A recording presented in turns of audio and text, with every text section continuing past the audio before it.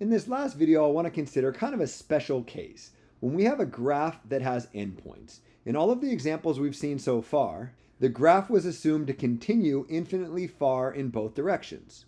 However, that's not always the case. Sometimes your graph stops. And really, it's a case that you don't care about too much in pure math, but when you get into some applied sciences like a business calc class, sometimes endpoints make a lot of sense. Maybe you have a production curve with limited resources, so you can't produce more than a given amount. I have an equation that might describe a curve, but sometimes it's not the entire curve that I'm concerned with, it's only some portion of the curve like we see here. What if there are endpoints? Well, the short answer is if you have endpoints, everything gets kind of messed up. Here's the graph of x times the natural log of x squared with endpoints. My value of x is restricted to only include numbers from -1 up to +2. Let's first try to find the relative extrema. When we talk about relative extrema, you're probably thinking there's 2 points. There's a relative max somewhere up here and a relative min somewhere down here. And yes, that's entirely true. But what about the endpoints?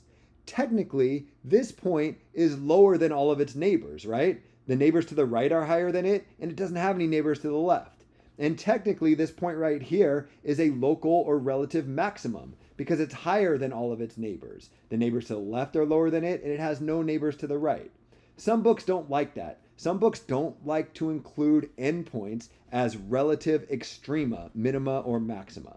Some books do. It really doesn't matter. There's no set definition. For our class, we're going to always include endpoints by convention. But just know that that's just convention that we're using. Some books do, some books don't. And the reason why really comes down to our definitions. Some books say that the derivative at endpoints are undefined.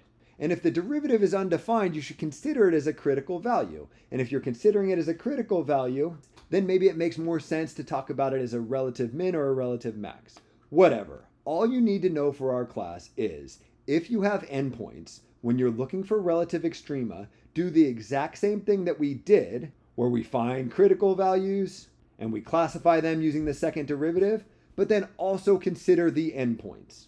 So let's do it. First, finding the critical values. To find the critical values, I need to know the first derivative. The first derivative is the derivative of my function. It looks like I got a product rule here, x times the natural log of x squared.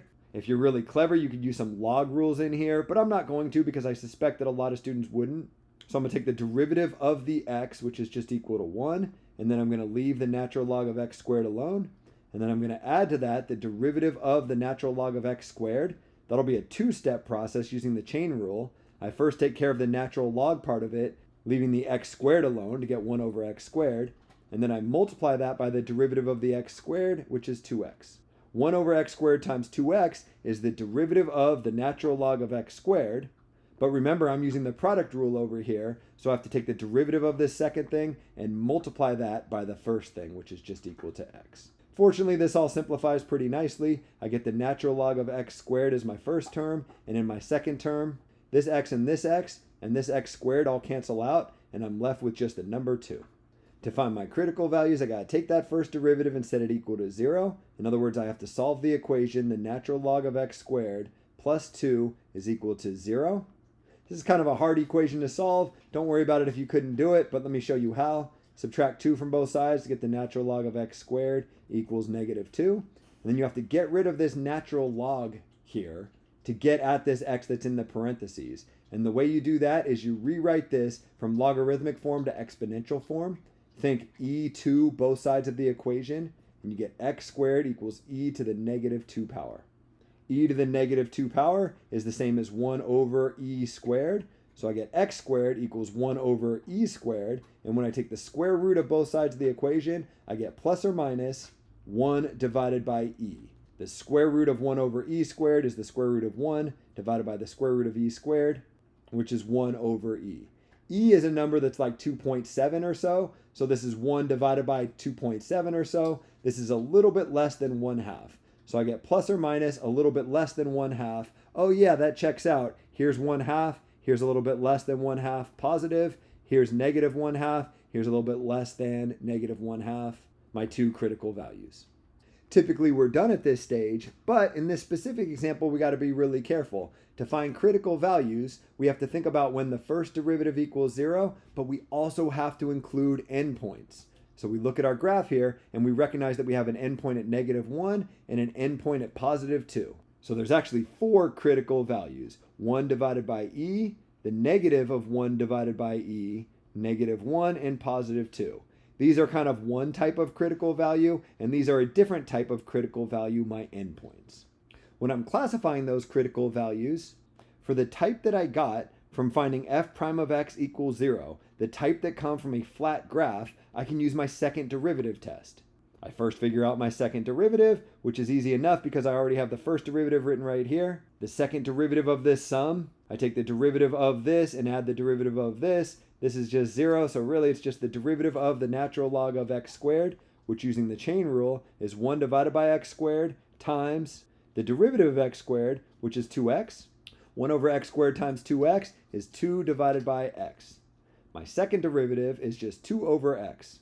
If I take the critical value at 1 over e and put that into my second derivative, f double prime of 1 over e is 2 divided by 1 over e, which I can think of as 2 over 1 over e, which I can think of as 2 over 1 times e over 1, which is 2 times e. What is 2 times e? I don't really care. All that I care about is that that's a positive number because e is a positive number, so 2 times a positive number is still positive. At this critical value, my second derivative is positive. Because my second derivative is positive, I'm picturing a concave up shape. The flat point on my concave up shape is a local minimum. We should have a local minimum at 1 over e. Do we? Yeah, here's 1 over e, and sure enough, it's a local minimum. We can do that same analysis to classify the critical value at -1 over e. Plugging that into my second derivative, I get 2 divided by -1 over e, which will be a lot like what I have up here, except I'll have a negative sign floating around, so I'll get -2e, which is less than 0. What that means is at -1 over e, my graph is concave down. The flat point on a concave down graph is a local maximum. At -1 over e, over here on my graph, sure enough, I have a local maximum. And you're like, oh, cool, we're finally done. All we got to do is take -1 and +2 and throw those into the second derivative, right? No, you can't classify endpoints using the second derivative test. Because think about it. If your graph is concave up, the endpoint might be over here, or it might be over here. In this case, the endpoint is a local maximum. In this case, the endpoint is a local minimum. In both cases, my graph is concave up. I can't use the second derivative test to classify endpoints. So what am I going to do? Well, maybe I can just take a more common sense approach than using any test. Look at this endpoint right here. How can I figure out if it's higher than or lower than all of its neighbors?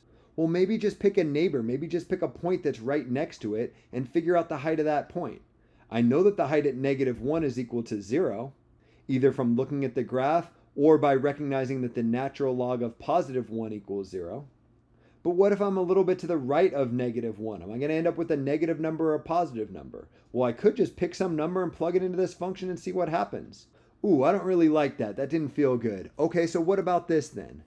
If we consider the first derivative on different intervals of this graph, we already know that the first derivative to the left of this critical value must be positive, and the first derivative to the right of this critical value must be negative. Wait, how do we know that? We know that because this point is a local maximum. Think first derivative test. Similarly, because this point is a local minimum, to the left of it, our first derivative must be negative, and to the right of it, our first derivative must be positive. Based on what we learned from the second derivative test, that this is a local max and this is a local min, we know a lot about the first derivative, that it goes from positive to negative to positive. We also know that there aren't any other critical values until we get to these endpoints. What that means is the sign of the first derivative can't change. What that means is from this endpoint, we're increasing all the way until we get to this critical value. If we start at this point and we're increasing the entire time, this point must be a local minimum. Similarly, we know that from this critical value, we're increasing all the way until we get to this endpoint. If we're increasing all the way until we get to this endpoint, that means that this point must be higher than any points around it, so it must be a local maximum. From the second derivative test, we figured out that we had a local max here and a local min down here. Using those results, what we know about the first derivative test, and some pretty complicated analysis, maybe we can classify the endpoints as local minima and local maxima respectively. All that's left to do is to answer the question of absolute extrema. Which of these local minima and local maxima are absolute minima and maxima? Well, just by looking at the graph, we can tell that this is the lowest point on the graph, that this local min is also a global or absolute min, and that this local max is also an absolute max. This point is higher than any other point on the graph, just from looking at the graph. But what if I didn't have the graph handy? How could I come to that same conclusion? Well, there's an easy way to do it. All you have to do is figure out the y value that corresponds with each of these different critical values. We know the x values of these 4 different points. One of them is 1 over e, one of them is negative 1 over e, one of them is negative 1, and one of them is positive 2. If we figure out the corresponding y values by plugging them into this function, and here you might take advantage of a calculator, what you'll see is that for these 4 values, this one ends up being the least, and this one ends up being the greatest. And if this value is less than any of my critical values, it must be less than any point on this interval. And similarly, if this point is greater than any of my critical values, it must be greater than any point on that interval. When you have endpoints, it makes things kind of ugly just because you have to consider those endpoints. But really, a lot of the analysis doesn't change. Just be a little bit careful when you're classifying your critical values, and know that sometimes you'll be interested in the absolute maximums and minimums. And typically the easiest way to figure out absolute minimums and maximums is just brute force. Be kind of clever in figuring out these relative minimums and maximums using your first and second derivative rules. But for absolutes, just plug them into the function and figure out which one's the biggest and which one's the smallest. There's other ways to do it, but I think that'll make your life the easiest.